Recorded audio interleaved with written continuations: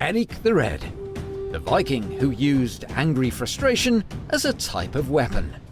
Born in Norway in 950 AD, he moved from his homeland as a child because his father, Thorvald, accidentally murdered a few people.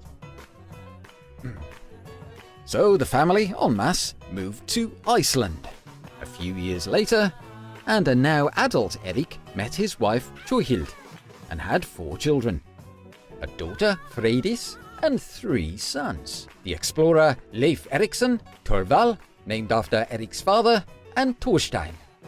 Erik was very much a traditional Viking and a staunch follower of Norse paganism, although this didn't really influence the rest of his family, as his wife and son would eventually become Christians.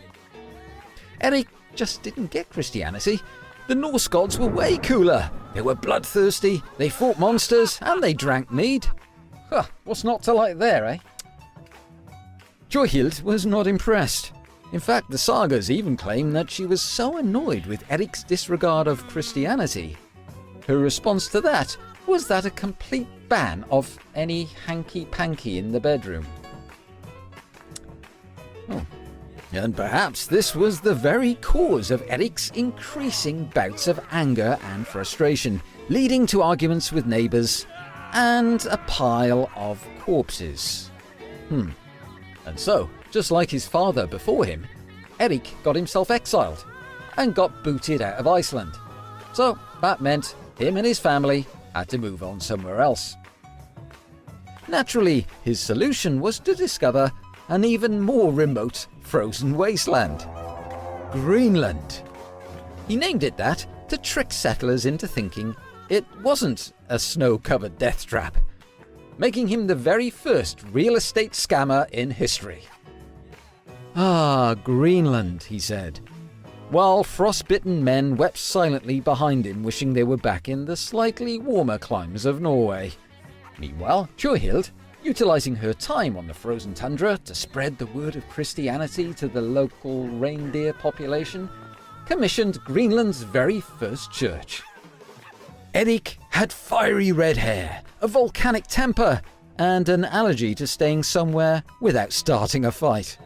And his greatest legacy would be his son, Leif Erikson, who went on to discover North America. Albeit there's still some speculation about whether he was actually the first European to discover the New World.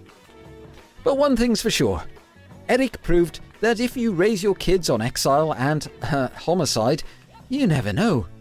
They might just colonize a continent. Erik the Red, explorer, outlaw, and the only man to have ever seen a frozen hellscape and think, that'll be a nice place for a family home. Now this is one particular punishment that will give you the willies. As you can see, this particular instrument kind of looks like a cross between a pair of scissors and a miniature guillotine. But it was not used for cutting off heads, no. And when you get to understand that it was only used on men, you'll understand the significance behind its name, the Chappy chopper. It's uncertain under what circumstances this terrifying little contraption was used, only, as already mentioned, it was wielded solely on male victims. Let's just say the Middle Ages had its fair share of shortcomings.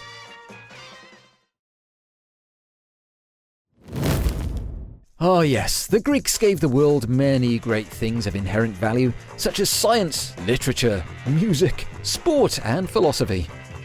But not everything in ancient Greece was, let's just say, sophisticated. Take this, for example.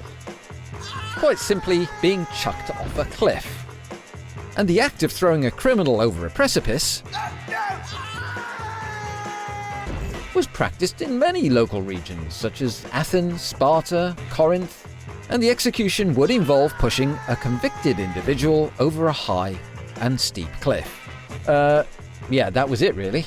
I suppose it was just a literal shove in the back and off they went. The unfortunate victim would fall into a deep, forbidding trench. And such was the importance of these trenches, in what must have been an ancient marketing and branding exercise, were given their very own special names. In Athens, the trench was known as Varathron. In Sparta, Kaidas. And in Thessaly, Korakis.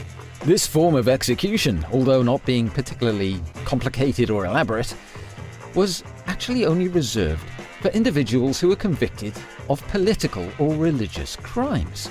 So in other words, high-end crime, not any of the run-of-the-mill stuff, I suppose.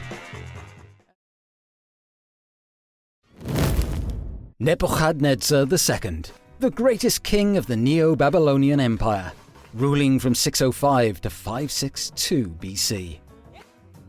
A brilliant builder, Nebuchadnezzar transformed Babylon into one of the most magnificent cities of the ancient world, with towering walls, grand temples, and the legendary Hanging Gardens.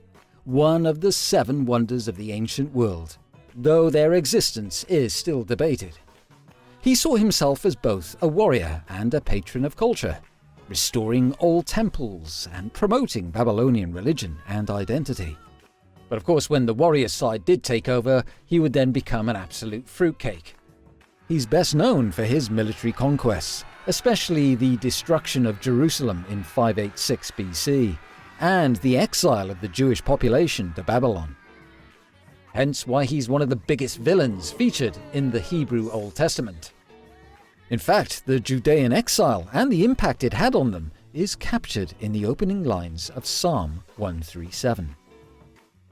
By the rivers of Babylon we sat and wept when we remembered Zion. And amazingly, some more context was provided to this large-scale exile during an archaeological dig in the early 20th century. Excavating beneath the ruins of an ancient Babylonian palace, archaeologists found 14 vaulted rooms.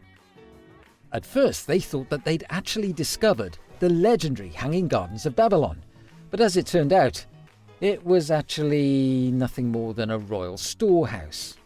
So it was a bit of a letdown. However, they did nevertheless stumble across some really interesting pieces, and among them was a 3-inch tall fragment containing the name Jehoiachin, King of Judah. The fragment turned out to be part of a ration list, indicating how much oil and foodstuffs were given to King Jehoiachin and his exiled Judean court in Babylon. As Eckhart Fromm, a professor of Near Eastern languages and civilizations at Yale University, puts it, it was a remarkable find, and proof of the Babylonians' ruthless nature. The Bible also gives special mention to Nebuchadnezzar, claiming that he went mad and spent 7 years crawling around naked and chewing grass in the wilderness. But most modern-day scholars believe this was just a fictional story that has been made up because he was just so despised. However, a bit of a strange twist. According to Eckhart Fromm, Babylonian texts do actually recall the story of a mad king called Nabonidus, who ruled 2 decades after Nebuchadnezzar, and he ended up losing the Babylonian Empire to the Persians. Nebuchadnezzar. Yes, he did play the biblical bad guy role with aplomb, but actually his reign marked a golden age for Babylon, making him one of the most iconic and powerful rulers of the ancient Near East.